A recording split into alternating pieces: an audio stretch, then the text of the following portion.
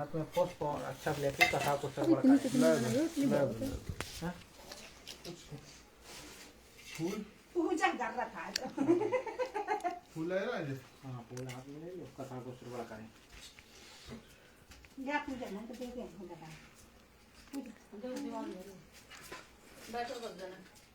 बोलिए श्री सत्यनारायण भगवान की जय। मस्तक मनोरम में मुकुट सवारे हुए तरणी करोड़ों दिव्य छटा चाहते हैं। शंख चक्र पद्म गदा चारों कर कमलों में धरे पटपीत अंग सुषमा बढ़ाते हैं। शेष की बिछाए पड़े साख्या क्षीर सागर में जननी रमा से चार चरण दबाते हैं। ऐसे प्रिय है श्री सत्यनारायण को हृदयांतर में धरिए जैसे सदा शंकर हृदय में बसाते हैं। कहा गया है कि नवीन कमल के सामान लोचनों वाले महाराणा लक्ष्मी के साथ क्रीड़ा करने वाले चारों भुजाओं में स्वर्ण के आभूषण धारण किए अर्थात दुष्टों का नाश करने वाले ऐसे में श्री सत्यनारायण को मैं सर्वदा प्रणाम करता हूँ। बोलिए श्री सत्यनारायण भगवान की। कहा गया जग जननी जानकी लक्ष्मण समेत सतो गुड़ी दयावान वैदेही के मुख कमल पर भवनों के सामान लुभाए हुए रावण का संहार करने वाले पदार बिंद देवों में श्रेष्ठ दासों पर दया करने वाले ऐसे प्रिय श्री रामचंद्र जी को मैं सर्वदा प्रणाम करता हूँ। कलि कलुष विनाशम काम सिद्ध प्रकाशम सुरवर मुख भाषम भुषुरेश प्रकाशम विविध बुद्धि विलासम साधु भार्या विशेष्यम। कलयुग के पापों का नाश करने वाला मनोरथ पूर्ण करने वाला बड़े बड़े देवताओं से कहा हुआ विप्रों में प्रकाशित विविध पंडितों को आनंद मूर्ति वैश्य और श्रेष्ठ राजाओं का आप लोग इतिहास श्रवण करें। कहा गया है कि सनकादिक 88,000 ऋषि एक बार बैठे हुए थे तो वहां पर सूत जी ने कहा कि हे प्रभु हमें किस व्रत से तथा तब से हमें वांछित फल मिलता है, यह सब हमारी सुनने की इच्छा है। जब इतना सूत जी ने कहा तो एक समय लक्ष्मीपत भगवान ने नारद के पूछने पर जैसे कहा था उसे आप लोग सावधान होकर के श्रवण करें। जब नारद जी ने एक बार भगवान लक्ष्मीपत भगवान से पूछा था और लक्ष्मीपति भगवान ने नारद से जो कहा था उसे आप लोग श्रवण करें। कहा गया एकदा नारदो योगी परानुग्रह कांक्षया पर्यटन विविध लोकान मृत्युलोके मुपागता। एक समय नारद जी योगी दूसरों पर कृपा करने की इच्छा से अनेक लोग घूमते हुए, नारद जी का काम था कि अनेक लोकों में घूमते ही रहते थे, भ्रमण करते ही रहते थे। एक समय नारद जी मृत लोक में जाकर के पहुंच गए। जब नारद जी मृत लोक में जाकर के पहुंचे तो नारद जी ने मृत लोक में देखा कि मनुष्य अपने ही कर्मों से दुखी हो रहे हैं। मनुष्य अपने ही कर्मों से दुखी हो रहे हैं। इन मनुष्यों का किस प्रकार से दुख दूर हो, क्योंकि मनुष्य अपने ही कर्मों से सुखी होता है और अपने ही कर्मों से दुखी होता है। कहा गया है निज कृति कर्म भोग सभ्राता जो जस करहीं तो तत्फल चाका। जो जैसा करता है उसे वैसा ही भोगना पड़ता है। जब नारद जी ने देखा कि मनुष्य अपने ही कर्मों से दुखी हो रहे हैं तो विचार करके नारद जी सोचने लगे कि इन मनुष्यों का दुख किस प्रकार से दूर हो। ऐसा विचार करके नारद जी विष्णु लोक को चल दिए। जब विष्णु लोक को चल दिए तो विष्णु लोक में पहुंच करके नारद जी भगवान विष्णु के पास पहुंचे। कहां पर? तत्र नारायण देवम शुक्ल वर्णम चतुर्भुजम, जहां पर चारों भुजाओं में स्वर्ण के आभूषण धारण किए तथा चारों भुजाओं में शंख चक्र गदा गले में बनवाला पहने हुए देवादिदेव भगवान विष्णु को देख करके नारद जी स्तुति करने लगे भगवान विष्णु की। जब भगवान की स्तुति करने लगे तो भगवान विष्णु बोले श्रुत्वा विष्णु ने अर्धम प्रतिभासता। हे नारद जी आप यहाँ किस लिए आए हो? आपके मन में क्या है महाभाग, आप हमसे कहिए, मैं आपके संपूर्ण प्रश्नों का उत्तर दूंगा। तब नारद जी कहने लगे कि प्रभु आप हमारे संपूर्ण प्रश्नों का उत्तर देंगे तो मेरा एक छोटा सा प्रश्न है। कौन सा प्रश्न है? बोले कि मृत्युलोके जना सर्वे नाना क्लेश सम्मिता। नारद जी बोले कि मनुष्य लोक में समस्त जीव अनेक योनियों में जन्म लेकर के ही अपने कर्मों से दुखी हो रहे हैं। उन्हें उनके लिए मुझे कोई एक छोटा सा उपाय बताइए जिससे उन मनुष्यों का दुख शांत हो। मुझे एक कोई छोटा सा उपाय बतलाइए। तब भगवान विष्णु कहने लगे कि हे नारद, तुमने बहुत अच्छी बात पूछी है जिसके करने से मनुष्य मुझ से छूट जाता है। सुनो, मैं कहता हूँ, श्रवण करें कि भगवान श्री सत्यनारायण के नारद जी से कहने लगे कि श्री सत्यनारायण के व्रत से क्या नहीं मिलता है।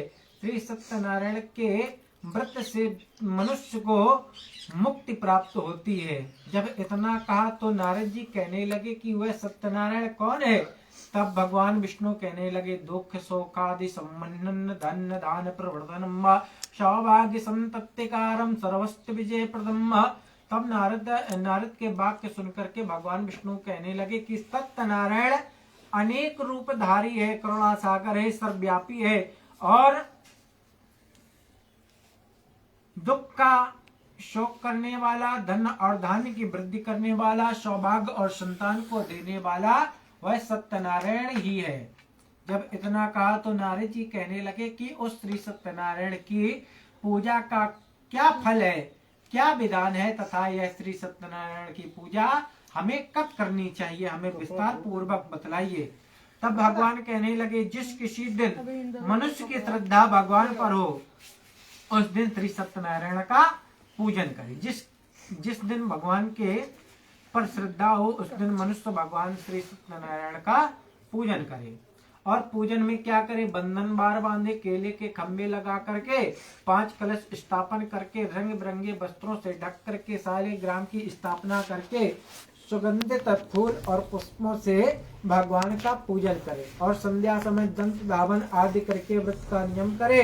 और यदि घर में भगवान शालिग्राम की प्रतिमा न हो तो किसी चतुर कारीगर से भगवान की स्वर्ण की प्रतिमा बनवा करके उसी पंचामृत आदि से स्नान करके प्राण प्रतिष्ठा करके उनकी पूजा करे। धूप दीप निवेद और पान सुपारी आदि से श्री सत्यनारायण की पूजा करें। और भक्ति से उत्तम सवाया प्रसाद अर्थात सवा पाव शेर इत्यादि जितना आपको श्रद्धा हो उतना भगवान को भोग अर्पण करें। इतना ही नहीं कि 5.25 शेर, जितनी आप पर श्रद्धा हो उतना भगवान को भोग अर्पण करें। और पंचामृत आदि से भगवान का भोग लगावे और बाद में कथा समाप्त होने पर ब्राह्मणों को भोजन करा करके ब्राह्मणों को दक्षिणा देवे।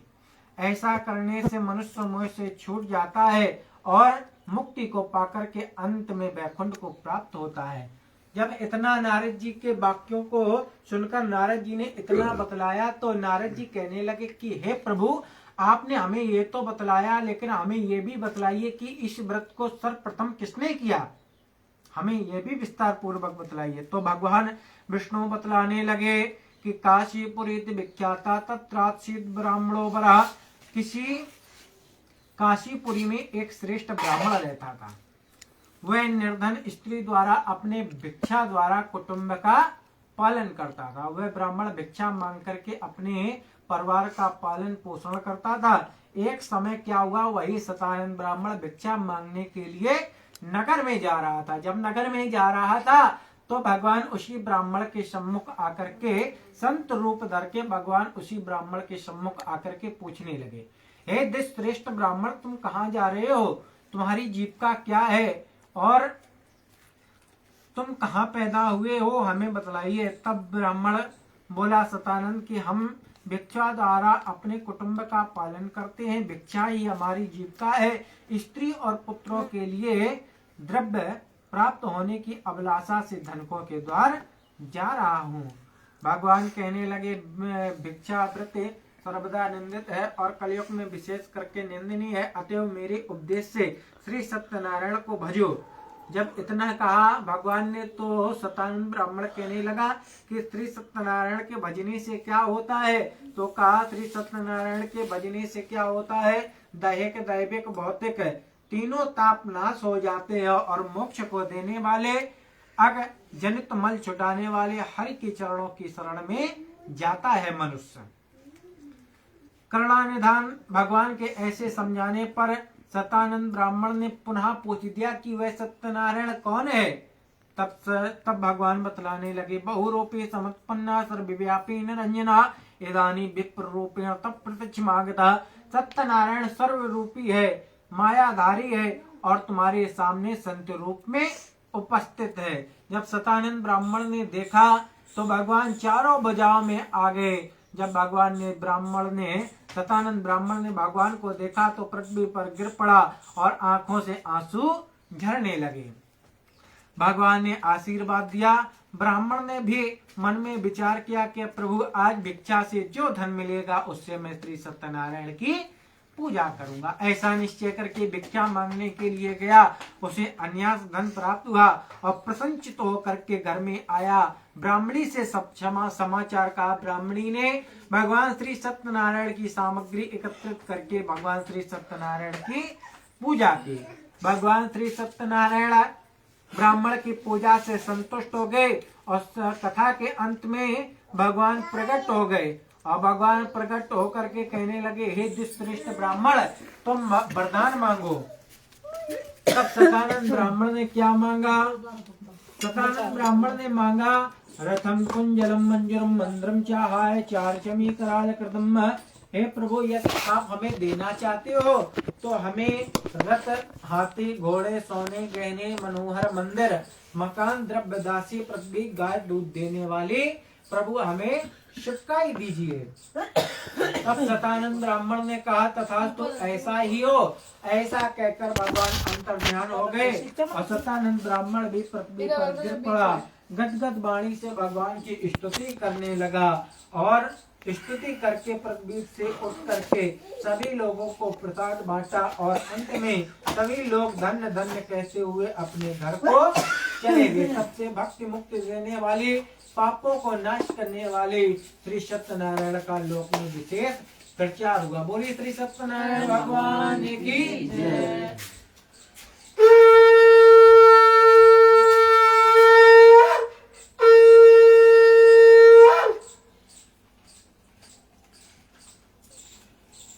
श्री द्वितीय अध्याय।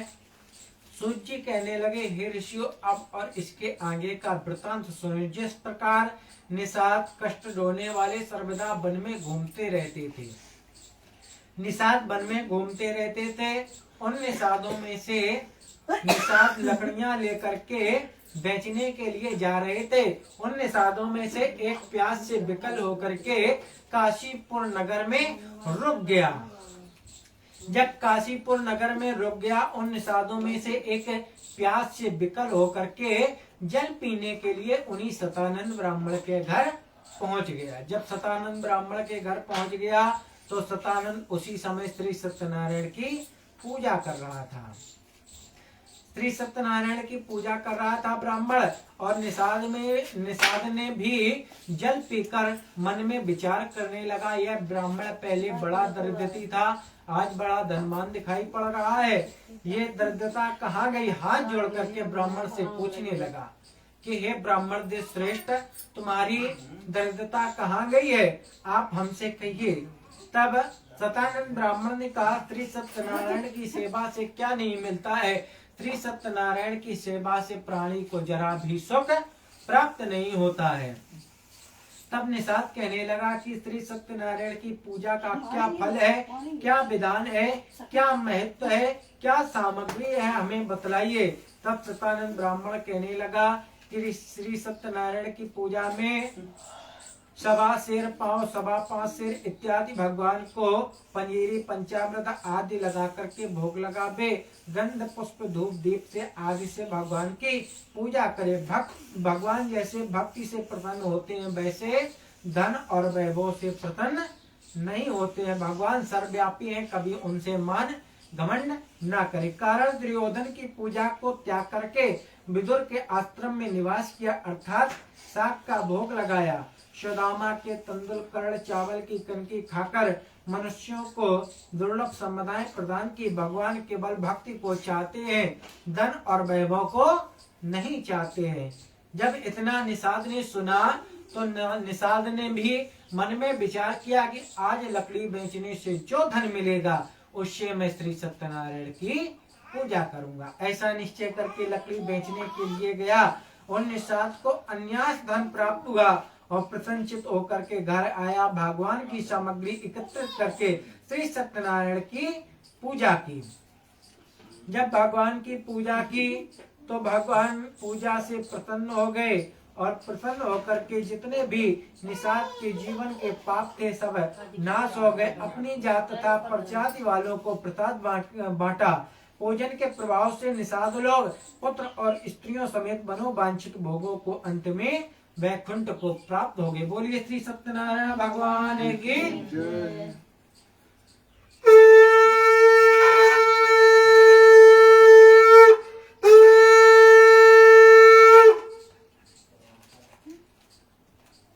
अतिश्री तृतीयोध्याय। कहते हैं सूत जी कहने लगे, हे ऋषियों अब और इसके आगे का वृतांत सुनिए। मणिपूर्वती राजा चंद्रचूड़ो महायशा। मणिपूर्वती के राजा महायशवी चंद्रचूड़ ने प्रजा समेत भगवान श्री सत्यनारायण का पूजन किया। पश्चात रत्नपुर वासी लखपति साधु वैश्य नाव से भरी नदी नाव के किनारे लाया। वहाँ अनेक देशवासियों के सहित मणि मोती आदि रचे चंदुओं को देख करके सुशोभित एक मंडप को देखा। साधु वैश्य ने एक मंडप को देखा। उस मंडप को देख करके वैदिक गीतों को सुना तथा कीर्तन को सुना और मनोरम स्थान देख करके मल्लाह को आज्ञा दे दी कि नौका यहीं रोको, मैं यह कौतुक देख के आता हूँ कि यहाँ पर क्या हो रहा है। केवट ने नौका रोक दी। साधु वैश्य भी नौका से उतर करके उस यज्ञ स्थान को गया और यज्ञ स्थान में जाकर के लोगों से पूछने लगा कि आप लोग यहाँ क्या कर रहे हो। तो सभासद वालों ने कहा कि लोक पर दयालु राजा बंधु बंधुओं समेत श्री सत्यनारायण की पूजा कर रहा है। छड़वट तुम भी ठहरो, भगवान श्री सत्यनारायण की कथा को श्रवण करो और कथा को श्रवण करने के बाद भगवान श्री सत्यनारायण का प्रसाद खाओ। तब साधु वैश्य बोला कि श्री सत्यनारायण की पूजा से क्या मिलता है। तो सभासद वालों ने कहा कि श्री सत्यनारायण की पूजा से दरिद्रती को धन मिलता है, अपुत्र को पुत्र मिलता है, राजभ्रष्ट को राज मिलता है और अंधे को नेत्र मिलता है। जब इतना साधु वैश्य ने सुना तो भगवान का प्रसाद खाया और श्री सत्यनारायण को प्रणाम किया और अपना मनोरथ प्रकट किया कि हे श्री सत्यनारायण प्रभु, मैं अपुत्र हूँ, मुझे कोई पुत्र या कन्या नहीं है। यदि आपकी दया से मुझे कोई एक पुत्र या पुत्री हो जाए तो मैं आपकी स्वर्ण की पताका बनवा करके करुणा निदान में आपकी पूजा करूंगा। तो सभासद वालों ने कहा कि मनोरथ तुम्हारा पूर्ण होगा। सभासद वालों को प्रणाम किया और साधु वैश्य नौका के पास आकर के अपने नगर को गया। जब नगर को गया, वहाँ स्नानतापति सेवा करती हुई भगवान श्री सत्यनारायण की सेवा से उनको 10वें महीने एक कन्या पैदा हो गई। साधु वैश्य को भगवान श्री सत्यनारायण की सेवा से उनको एक कन्या पैदा हो गई। वह कमल नयनी बंधु सुख देनी कन्या उत्पन्न होने पर साधु वैश्य ने बहुत सा धन बांटा। जोशियों को बुला करके मंगलाचार करवा के कुंडली बनवाई और कुंडली बनवाकर उसका नाम कलावती धरवाया। वह चंद्र कलाशी बढ़ने लगी। सयाने होने पर वैश्य ने विचार किया, विवाह के लिए विचार किया। नगरे कंच पुरे तत्र संगपति वर्ण का कंचनपुर नगर में संगपति वैश्य कुलीन रूपवान शीलवान उदारता आदि गुणों से युक्त जान करके अपने कन्या के योग भर जान करके परीक्षा कर दी और शुभ लग्न में मंगलों समेत विद अग्नि के पास वेद विधान से कन्यादान कर दिया। जब अपनी कन्या का कन्यादान कर दिया, दहेज में बहुत सा धन दिया और प्रेम से दामाद को अपने ही घर में साधु वैश्य ने रख लिया। जब साधु वैश्य ने अपने दामाद को अपने ही घर में रख लिया, उसे पुत्र तुल्य समझा, दामाद ने भी पिता तुल्य समझा। बहुत समय बीत गए लेकिन श्री सत्यनारायण की पूजा नहीं की। देखिए श्री सत्यनारायण की पूजा से एक कन्या भी उत्पन्न हो गई और कन्या का विवाह भी कर दिया, लेकिन श्री सत्यनारायण की पूजा नहीं की। जब भगवान श्री सत्यनारायण की पूजा नहीं की तो ससुर और दामाद व्यापार करने के लिए चल दिए। बोलिए श्री सत्यनारायण भगवान की।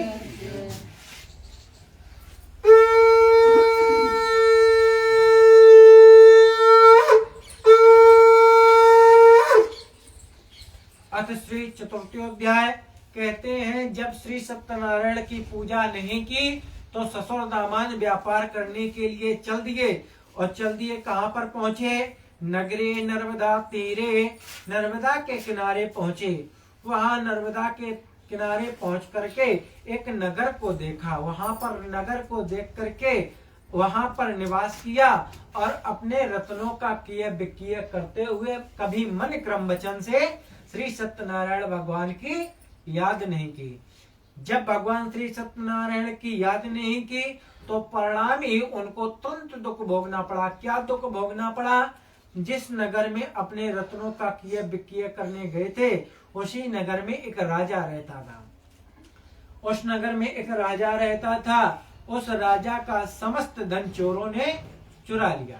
जब समस्त धन चोरों ने चुरा लिया तो मगधवंदियों ने राजा को जगाया। राजा से कहा कि हे राजन, आपका समस्त चोर धन लेकर के चले गए। राजा ने कहा, समस्त चोरों से धन लेकर के आओ, नहीं तो सबको मैं प्राणादंड फांसी दूंगा। ऐसे ही दूत नगर में घूमते थे, चोरों का पता ना पाया तो सब बैठ कर के रोने लगे। उन दूतों में से एक की नजर साधु वैश्य के पास पहुंची। जब साधु वैश्य के पास पहुंची और देखा कि इसके गले में राजस्व की मोती की मालाएं पड़ी है, यही चोर है, ऐसा निश्चय करके ससुर और दामाद को दूतों ने बांध लिया। और ससुर दामाद को बांध करके राजा के पास ले आए। राजा ने भी विचार नहीं किया। राजा ने कहा, जो भी धन है वह खजाने में रख दो। दोनों दुष्टों के गले में तो पैरों में बेड़ी डाल के दोनों को जेल खाने में डाल दो। दूतों ने वैसा ही किया, दोनों को जेल खाने में डाल दिया। और ससुर दामाद ने बारंबार विलाप किया, हाँ तात, हाँ पुत्र, मैं क्यों बांधा गया? मेरी स्नानता पति सेवा करती हुई मेरी स्त्री कहाँ है? अब मुझे इस दुख सिंधु से कौन बचाएगा? मैंने भगवान का बहुत अप्रिय किया है। तथा ऐसे ही ससुर दामाद को जेल खाने में भगवान के रुष्ट होने पर 12 वर्ष बीत गए। जेल खाने में जब 12 वर्ष बीत गए तो साधु वैश्य के घर में जो भी धन था वह स्त्री अपने लज्जा के खातिर सब बेच करके खा गई। और अपने लज्जा के खातिर सब बेच करके खा गई। जब घर में कुछ भी धन ना बचा तो एक दिन कलावती लीलावती श्री सतानंद ब्राह्मण के घर भूखी पहुंच गई। उसी समय सत्यनारायण भगवान की पूजा कर रहा था सतानंद ब्राह्मण। कलावती लीलावती ने भी श्री सत्यनारायण को प्रणाम किया और कहा कि हे श्री सत्यनारायण प्रभु, मेरे पिता व स्वामी घर आ जाएं तो मैं आपकी पूजा करूंगा। ऐसा कह करके घर आए और भगवान के नगर में भिक्षा मांग करके भगवान की सामग्री एकत्रित करके भगवान श्री सत्यनारायण की पूजा की। कलावती लीलावती से पूजित प्रत्यक्ष भगवान श्री सत्यनारायण ने नर्मदा तीर वाले पलंग पर सोते हुए राजा को स्वप्न दिया। स्वप्न दिया कि हे राजन, उठो, दोनों को छोड़ दो, ये दोनों निपराध बांधे गए हैं। अर्थात राजा की निंद्रा भंग हो गई। राजा जाग पड़ा। प्रातः काल गुरु और चरणों का ध्यान करते हुए वह सिंहासन पर बैठ करके दोनों को पास बुलाया।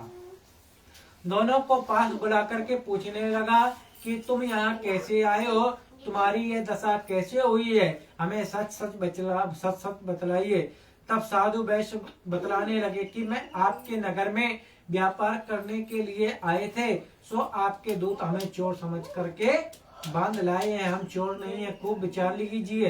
राजा ने दोनों का बंधन छुड़वा दिया। दोनों को उपटन लगवा करके स्नान कराया और दूतों से कहा, मगधबंदियों से कहा कि हमने जो भी इनका धन लिया है वह धन इनकी नौका में रख दो। दूतों ने वैसा ही किया, धन लेकर के नौका में रख दिया। साधु वैश्य ने हाथ जोड़ करके राजा से कहा कि आपकी आज्ञा से हम नगर चले जाएंगे। दोनों ने राजन को प्रणाम करके साधु वैश्य भी अपने नगर को चल दिया। बोलिए श्री सत्यनारायण भगवान की जय।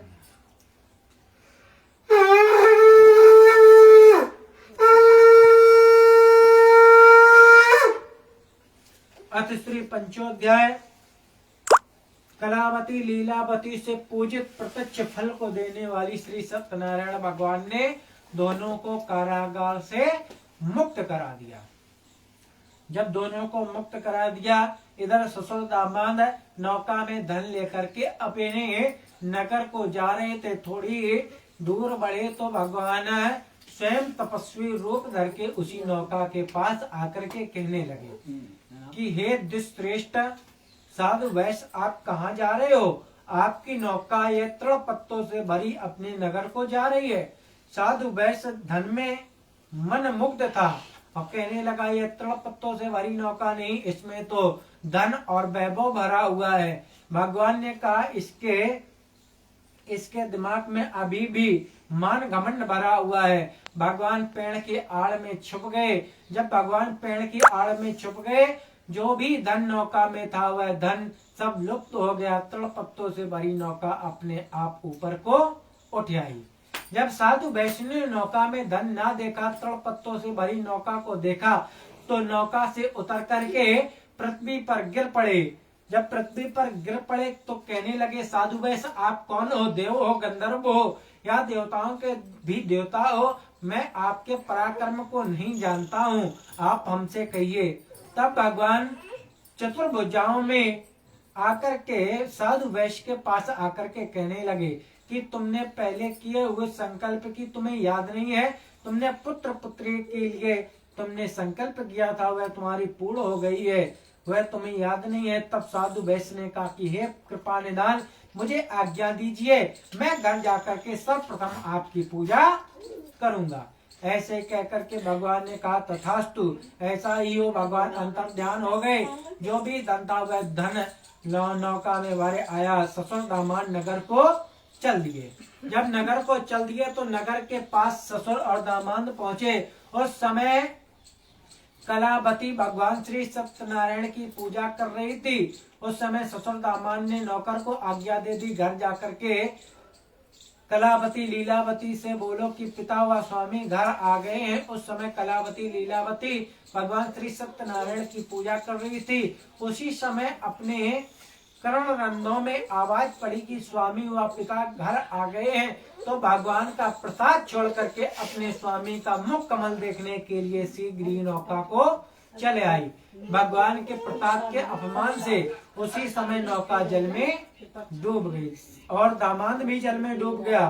ससुर ने बारंबार विलाप किया, हाँ पुत्र, हाँ तात, तेरे बिना जी करके मैं क्या करूंगा? तुझसे मैं पुत्र वाला था, तेरे बिना जी करके मैं क्या करूंगा? उसी समय कलावती भी आकर के अपने पति का मरना सुनकर के पृथ्वी पर गिर पड़ी। जैसे केले का पेड़ है पृथ्वी पर गिर पड़ता है। और कलावती ने भी बारंबार विलाप किया, हाँ तात, हाँ स्वामी कहाँ चले गए? वेद में सुना है कि पति रूप अर्धांग कैसे चला गया है, पति के बिना स्त्री क्या करेगी? उसी समय अर्थात आकाशवाणी हुई कि यदि कन्या घर जाकर के भगवान का प्रसाद ग्रहण कर आवे तो उसको उसका पति मिल जाएगा।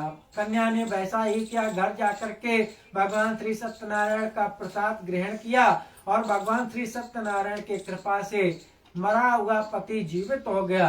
अर्थात सभी लोग धन्य धन्य कहने लगे कि यह मरकर भी जीवित हो गया। ऐसा घर जाकर के ससुर दामाद ने लोगों को आज्ञा दी, जाओ भगवान श्री सत्यनारायण की सामग्री एकत्रित करो। और भगवान की सामग्री एकत्रित करके स्वर्ण की पताका बनवा करके कृपा निधान श्री सत्यनारायण की पूजा की। और भगवान की पूजा करके भगवान श्री सत्यनारायण ससुर और दामाद की पूजा से संतुष्ट हो गए। भगवान भी संतुष्ट होकर के दोनों को आशीर्वाद दिया। ससुर व दामाद ने भी भगवान श्री सत्यनारायण को पूजन करके ब्राह्मणों को भोजन कराया और मित्रों कुटुंबियों को बुला करके भगवान का प्रसाद वितरण कराया और भगवान को प्रणाम करने लगा और अपनी मूर्खता को क्षमा करने लगा कि हे सत्यनारायण प्रभु, असुर, सुर, नाग, दुराचारी, दयालु सब आपके अंग से पैदा हुए हैं, मेरा अपराध क्षमा कीजिए। इस भांति भगवान श्री सत्यनारायण की स्तुति करके साधु वैष्णव परम प्रसुप्त होकर के पृथ्वी पर गिर पड़ा और प्रेम के आंसू झरने लगे और झरने लगे और जीवन भर सुख भोग करके अंत में ससुर दामाद बैकुंठ को चला गया। बोली श्री सत्यनारायण भगवान की।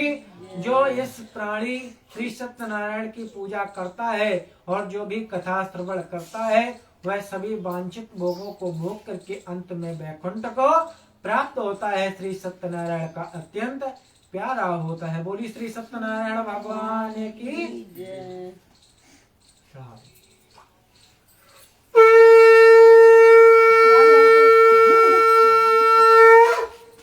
बरूसी है और क्या ने हमारे के लिए हमें पिछली बार टाइम बहुत तसला मत जमीन में वो तो जमीन में तुम ऐसा करो थाली में बना दे। तो इटिया ले आओ। इटिया खाएगा एक में बना दे थलिया में। थरिया में नहीं, तसला ले आओ, तसला में तसला हो ले जाए आओ तसला। हाँ तसला में बारू कर ले वही में तसला वही ले आओ। हमारी तो सामग्री में देखी लकड़ियां दी हमने वो उतना बड़ा नहीं हो रहा है, इसमें थोड़ी मोटी होती है। तो भाई बस क्या ढूंढ रहा है? देखिए बस ये। ये बना मेरे तो फिर तसला उठा लो थोड़ी होती है। बहुत डाल दो। हवन सामग्री कहाँ है? ये थाली में कर दे करो उसमें। देखो तसला ए देखो बाबू बाहर हमने को दे दिया है। बात जी नहीं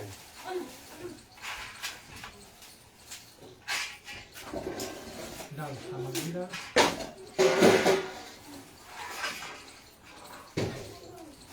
थोड़े तेल है, हाँ ले थोड़े तेल डाल दी, जो डाल दी, चावल डाल दी, चीनी डाल दी।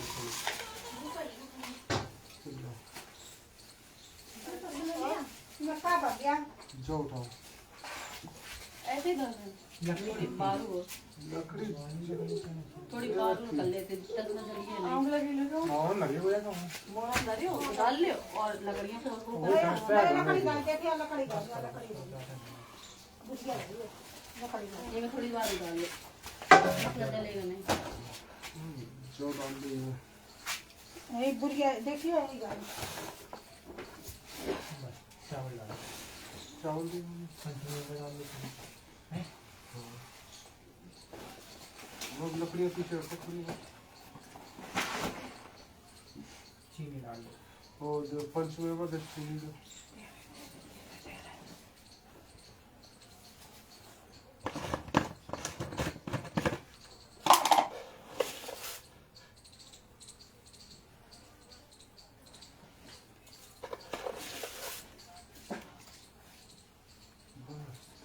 बहुत है देखा बाबा कहाँ है? कभी डाल गए थे। अरे यहीं कौन तो धरो तो खाली दो ईंटें लगा के उसी के ऊपर खपला है पूजा वो पूजा वो बिटिया को सुबारी कहाँ डाल गई थी? पंचमेवा तो हाँ। रखने पड़ेगा अलग से पंचमेवा पूजा कहाँ हाँ यार मिलेगा नहीं लगाओ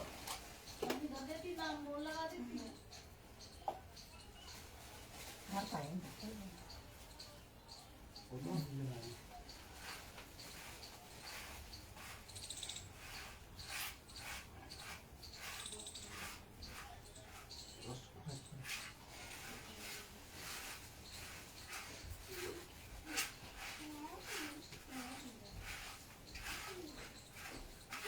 मिली नहीं हम नहीं है ही है। ये सारी सब ले आओ में वो रख देना था तुम्हारे हवा से सामग्री जैसे अपने जरूरत हो ना हवन को ना हाँ वो सबसे सही है कोयरा अरे हवन को लोहे को टीन को बनवाओ टीन का मिला था ना उन पे मोल का वही ले भी थोड़ा बड़ा वाला तो थोड़ा बहुत पिघलाए थोड़ा काम करा लो हाँ मम्मी इसे पिघला लो कर सकती हूँ एक कटोरी में दो क्योंकि घी भी चाहिए ना नमक डालना कटोरी ले है।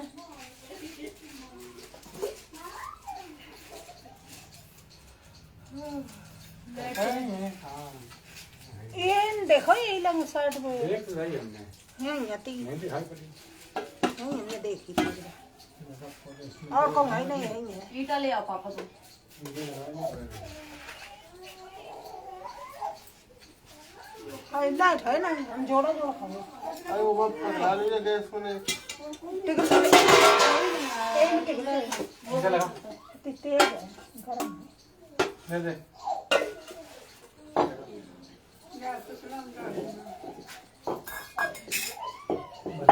बस करो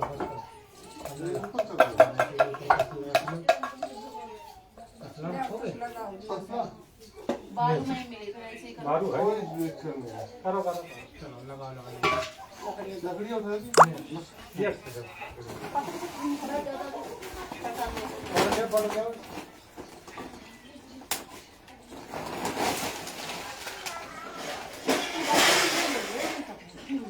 हाँ लेट हो गई तो इतना ओए संग बजे तक पर देखा लो ना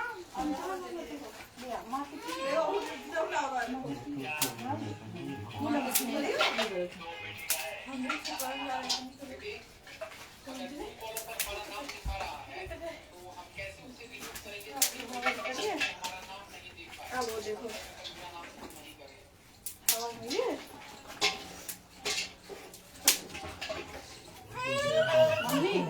मम्मी ये घी टिक ला के ना और भगोनिया में तो चाय रख दो। हवन होते हुए चाय पी लूंगी। बाटली कहाँ फटक गई तुलसी उलसी सब डाल दियो। ये सब डाल दो चाय ले मेरी सवेरे से नहीं चढ़ा।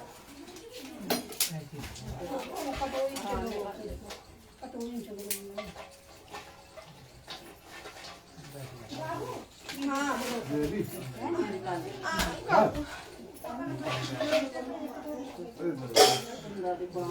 बस करो हमने लगाओ ठीक है चलो कपूर चिमटा है ले पकड़।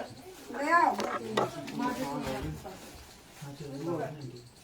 और नहीं हाँ वो माचिस लगी बाबू मजेला दाई ले देखो और ऊपर ऐसा बीच में करो एक कटोरी में घी रख ले थोड़ा साफ होती आओ वो तुम्ही घी आ जाए अंदर मिक्स कर दे आओ हाँ, जला देना घी आए घी पे चल गो पकड़ के ले आओ।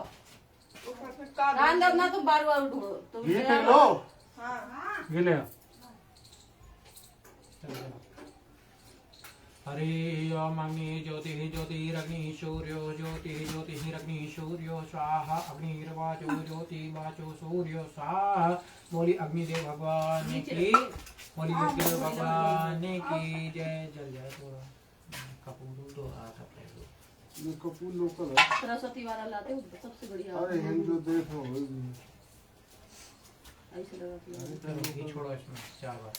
चम्मच तेरी यही धरी पर मैं आपको बात धरी सनी वही घी की सनी वही धरी है ये यहाँ हरि ओम अग्निर्ददाभ्यर्मं वृषात्रियो मिष्टान्नं जलं समर्पयामि। 4 बार छोड़ दो तिलक कर दो थोड़ा लकड़ी में मम्मी आप जो तो करती हो तो खाना है तिलक कर दो तिलक कर दो लकड़ी में तिलक को तिलक कर दो। चावल छोड़ दो ये बात है लकड़ी 5 बतासा दे दो ना 5 बतासा 5 बतासा घी में और के छोड़ना। हरि ओम प्रलय स्वाहा ओम अपानाय स्वाहा ओम वैरण्याय स्वाहा ओम उदानाय स्वाहा ओम शामानाय स्वाहा। हरि ओम अग्निर्ददाभ्यो नमः ओम नैवेद्यं माचिं 2 बार के छोड़। खत्म हो जाएगा कुछ नहीं कम अरे देखा कर गया जल्दी बोली यज्ञदेव भगवान की चलिए हाथ लगाइए 4 आहुति छोड़ेंगे घी की। हम ऊपर जो समझ और देखो पहले घी इसमें छोड़ दें ऊपर से इसमें छोड़ देना जल में ठीक है। शुरू नहीं भाई थे तो आए जब गए थे शुरू थोड़ी ना तो मैं तो सोची नहीं हरि ओम प्रजापतये स्वाहा इदं प्रजापतये नमः। बहुत बाद में बोलना नहीं। ओम इंद्राय स्वाहा इदं इंद्राय नमः। ओम अग्नये स्वाहा इदम अग्नये नमः ओम सोमाय स्वाहा इदम सोमाय नमः ओम स्वाहा इदम अग्नये नमः ओम स्वाहा इदम वैवे नमः ओम सुस्वाहा इदम सूर्याय नमः। बोली अग्निदेव भगवान की आहुति छोड़े दोनों। हरे ओम गणानां द्वा क्लपति गुंगवामहि प्रलानां द्वा प्रियपति गुंगवामहि निन्दिनां द्वा नित्यपति गुंगवामहि वसु मम आहं जसक प्रदाम तुम जसक प्रदामम। ओम गणपतये नमः स्वाहा ओम गणपतये नमः स्वाहा ओम गजाननं भूतगणाधिसेवितं कपिते जम्बूफलचारभक्षणं उमासुतं शोकविनाशकारकं नमामि विघ्नेश्वर पादप्रज्ञां। गणपतये नमः स्वाहा ओम गौर्ये नमः स्वाहा ओम नमो देव्ये महादेव्ये शिवाय सत्यम नमः नमा प्राकृति भद्राय नेता प्रवरसुतम गौरी नमः स्वाहा। ओम अम्बे अम्बिके अम्बालके नामानि कश्चन सतुत्वाका शुद्धकाम काम बिलवाष्णम गौरी नमः स्वाहा। ओम कलशमुखे विष्णु कंठे रुद्रासमासृता मूले तो स्थितो ब्रह्मोद्यमासुता प्रलोकिताभ्यो नमः स्वाहा। ओम वरदेताभ्यो नमः स्वाहा। ओम गंगा च यमुना च गोदावरी सरस्वती नर्मदे सिंधु कावेरी जल अस्मिन् स्तंभकृभ्यो नमः वरदेताभ्यो नमः स्वाहा। ओम आकृष्णेन सह वर्तमानं विश्वान् मृतं मृतं चारणं सतवेतेनो देवोत्त पुनान् वश्नमः। ओम सूर्याय नमः स्वाहा ओम चंद्राय नमः स्वाहा। ओम धरणेकर शंभूतं विगते संप्रभं कुमारं शक्तिस्तं च मावाभ्यो मां व्यमं वरसाश्री मंगले नमः स्वाहा। ओम प्रियांगो कलकाभाषं रूपेणार्धं मुदं सौम्यं सोमगुणोपेतं मुदुमाभ्यं बुद्ध्याय नमः स्वाहा। ओम देवानां च मुनीनां च गुरुं काञ्चन सर्वं विघ्नभूतं त्रिलोक्यानां गुरुमाभ्यं। ओम बृहस्पतये नमः स्वाहा ओम शुक्राय नमः स्वाहा। ओम नीलांब समावासं रविपुत्रं विमाग्रजं छायामार्तं सम्भूतं शनिमाभ्यं। ओम सनच्चिरे नमः स्वाहा आर्तकायं महावीर्यं चन्द्रादयद्मर्तनं सिंहकागर सम्भूतं रघुमाभ्यं। ओम रवे नमः स्वाहा ओम केतवे नमः स्वाहा। ओम ब्रह्मा मुरारी त्रिप्रांतकारी वानुसुसीवो सुधोगदश्च गुरुस्सु शुक्रासनिरावकेत्वा सर्वे ग्रहा शान्तिकारावबन्धो नवग्रहमण्डले तभ्यो नमः स्वाहा। ओम सप्तकृतमातृभ्यो नमः स्वाहा। ओम यदायुषं चीरं देवा सप्तकल्पान्त जीवे दतस्तेनायुषाक्ता जीवेम सर्वासुतम्। ओम सप्तकृतमातृभ्यो नमः स्वाहा। ओम श्रियाय नमः स्वाहा। ओम लक्ष्मी नमः स्वाहा। धरते नमः स्वाहा। ओम मेधे नमः स्वाहा। पुष्टे नमः स्वाहा। श्रद्धाय नमः स्वाहा। सरस्वत्यै नमः स्वाहा। ओम सप्तकृतमातृभ्यो नमः स्वाहा। हरिः ओम त्रिपञ्चलोकपालाय नमः स्वाहा। ओम लंबोदरं महाकायं गजवक्त्रं चतुर्भुजमावाहनं देवं गणेशं सिद्धिदायकं गणपतये नमः स्वाहा। पतन्नेन विजयग्राम्यं विपुलं पर्वतेन वनाजातु कुलेशानं माभ्यं दुर्गाय नमः स्वाहा। ओम दुर्गाय नमः स्वाहा। छोड़ो लगाओ इसमें लकड़ी लगाओ और लगा दो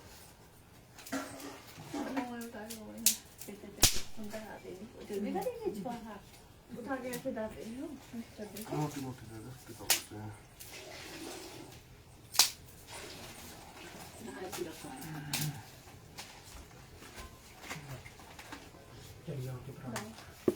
हरे ओम वायु ओम हवायनं वायुभूतानां दे धारणं सर्वधारं महावेगं मृगवाहनमीश्वरं वायुमण्डल देताभ्यो नमः स्वाहा।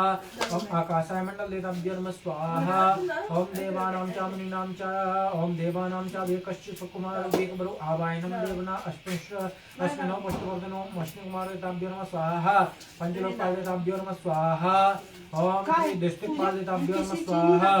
ओम इदं स्वरूपतिष्ठं दयास्तं महाबलं आवायनं सज्ञ यज्ञ सिद्ध सत्यज्ञातमं ओम इंद्राय नमः स्वाहा। ओम षोडशमात्र देताभ्यो नमः स्वाहा। गणपतये नमः स्वाहा। गौर्ये नमः स्वाहा। आद्ये नमः स्वाहा। तचे नमः स्वाहा। मेधे नमः स्वाहा। मेधे नमः स्वाहा। सावित्रे नमः स्वाहा। ओम विजयाय नमः स्वाहा। जयाय नमः स्वाहा। ओम देवसेने नमः स्वाहा। ओम सुहाय नमः स्वाहा। स्वाहाय नमः स्वाहा। मातृभ्यो नमः स्वाहा। ओम लोकमातृभ्यो नमः स्वाहा। ओम धृते नमः स्वाहा। पुष्टे नमः स्वाहा। तुष्टे नमः स्वाहा। आत्मकुलदेताभ्यो नमः स्वाहा। ओम षोडशमातृदेताभ्यो नमः स्वाहा। ओम दिष्टिपालदेताभ्यो नमः स्वाहा।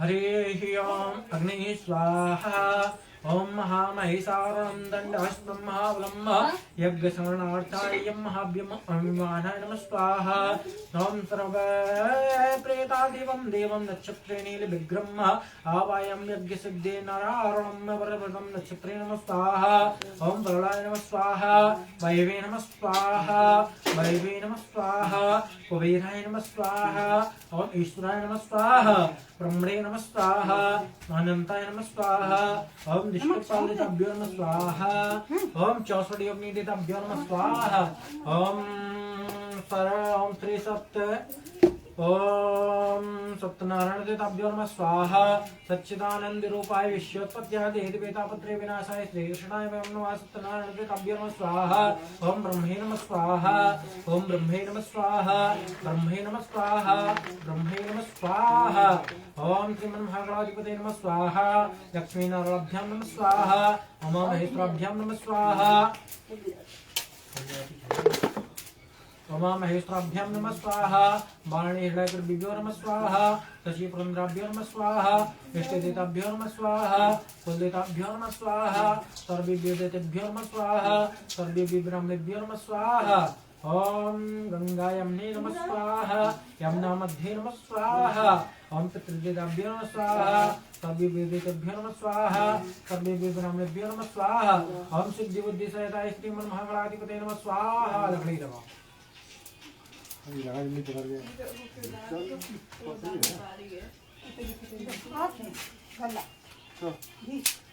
जी नीचे ही हमें हमें वो मिला दीजिए एक मिला के लिए और ना मिला कुछ नहीं ये थोड़े बहुत मिला रहे बोलो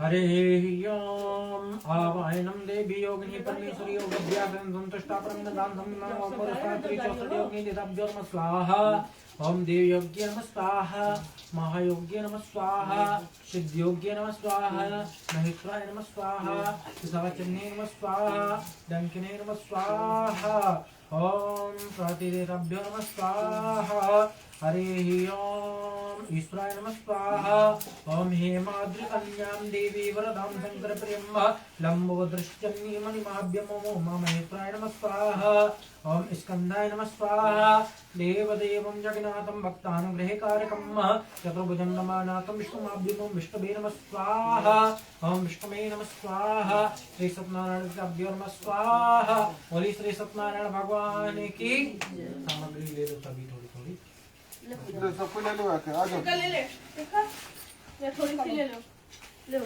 हाथ में ले लो आ ले भैया वो हाथ में लो ले मम्मी ले लो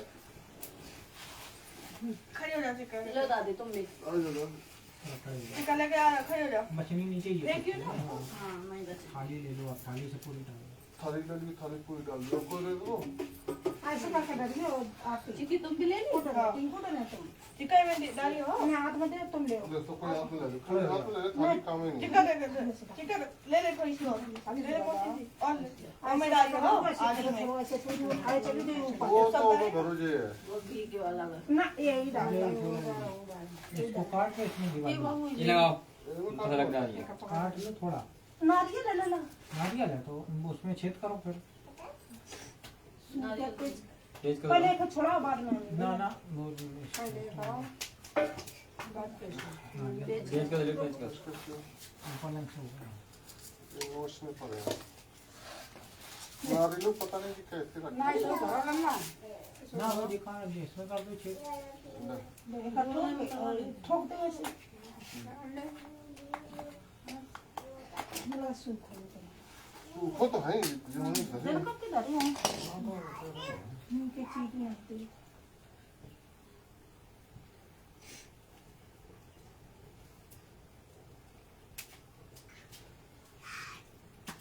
ऊपर से देख क्यों पंजे कटोरी से जी है मचना है कि थोड़ा बचा काम थोड़ा बचवा दे पानी नहीं करेगी का चम्मच डाल दो तुम। ठीक है, ये सामग्री ले लो, किसी को दे दो, बांट दो पूरी। हमने आप ले लीजिए पात्रा, आप ले लो, इन्हें दे दो, जो तुम थाली में डाल दो पूरे। डाल दो। हाँ, खड़े हो जाओ। पहले नारियल आप दाबेंगे, ठीक है, बीच में। इसके बाद फिर आप लोग सामग्री छुएंगे। खड़े हो जाओ। हरे ओम पूर्णादिप परावत सुपरला पुनरावत वैष्णव एष गुंग शुद्ध कृतो ओम पूर्णाते नमः स्वाहा। रुक जाओ, दाब दो। अब ओम त्रि सत्यनारायण देवाभ्यो नमः स्वाहा। बोलिए अग्निदेव भगवान की कटोरी ले लो, घी की ले लो, जितनी भी घी बचा है सब पहुंच के नीचे से ऊपर तक लगा दो, डाल दो जो भी है, पहुंच के। हरे ओम वसोपक्रमस्य सातलारं देवसत्त्वाकां दच्चं मुरुस्साग्रे वसुधारां समर्पयामि। मुरुस्साग्रे नीचे से ऊपर तक सब पहुंच के डाल दो, जितना भी है सब पहुंच दो। बोलिए अग्निदेव भगवान की जय, सत्यनारायण भगवान की जय।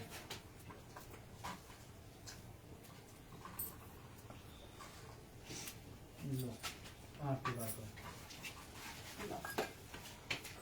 हरे ओम चंद्रमा मनशो जात चक्षु सूर्यो अजायता रूपा त्वयश्च प्रणयश्च मोकादग्निर्जायतः। श्रीबाके बिहारी तेरी आरती गाओ, कुंज बिहारी तेरी आरती गाओ।